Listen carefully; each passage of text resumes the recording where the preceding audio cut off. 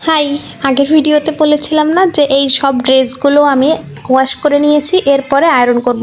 তো এই যে দেখো, পর আমি সমস্ত ড্রেসগুলো আয়রন করে নিয়েছি।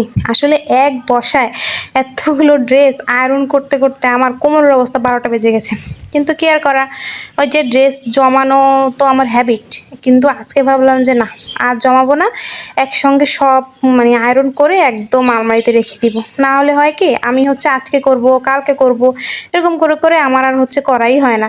তাই আজকে আর আলসামো নয়, সব কাজ আজকে একদম কমপ্লিট করে ফেললাম। আসলে কাজ কমপ্লিট করলে মনে হয় কি যে ঝাড়া হাত পা, আর কোনো প্যারা নাই। তো আমারও আজকে সেম ফিলিংস, যে আর কোনো প্যারা নাই, সমস্ত ড্রেসগুলো সব উঠিয়ে দিয়েছি। এতদিন চোখের সামনে একটা বোঝার মতো ছিল, আলনার উপরে সব ডাই করা ছিল, দেখতেও একদম বাজে লাগছিল। তো আজকে আর আলসামো করে নাই, একদম সব টপাটপ কাজ কমপ্লিট। এই যে দেখো কতগুলো, টাটা।